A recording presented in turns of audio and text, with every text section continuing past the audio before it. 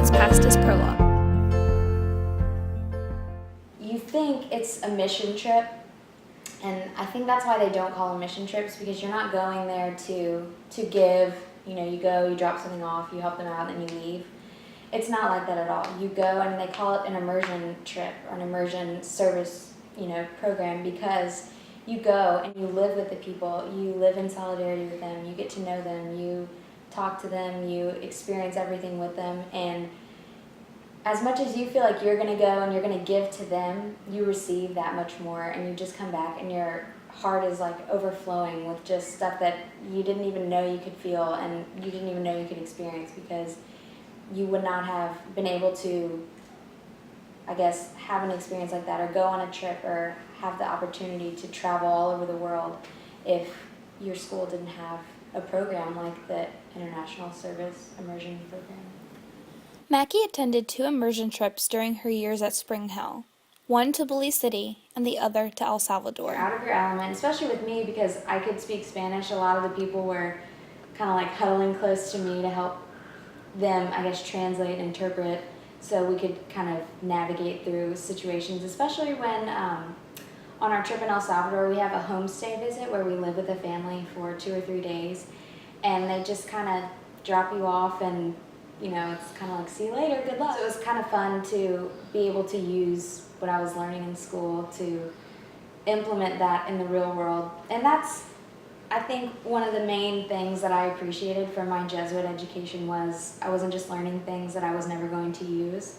I got to see myself being used as a tool for someone else to understand another person and to be able to share their experiences with God. Mackie and other students from her trip set up a scholarship foundation for students in El Salvador to receive a university education.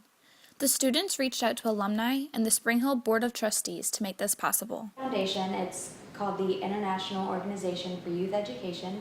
It's a 501c3, and scholarships can be given from people in the United States to sponsor a student who has graduated from high school and who has applied for our scholarship to go to university in El Salvador. And Mario, my homestay brother, he was our first student, and I'm happy to say that this year he graduated with a degree in engineering. Mackie, who now teaches Spanish in Baton Rouge, Louisiana, was also involved in Greek life and the study abroad program. The bond she made through her experiences, she said, will last a lifetime. So many different backgrounds and personal stories that there's no one kind of cookie cutter student that goes to Spring Hill. Everyone brings something so different that you kind of take that away, and you meet people that you might not have ever met, or to travel to a foreign country with and be stranded, in an airport for 3 days with them if you hadn't gone to Spring Hill. So probably graduation was one of the most difficult days ever.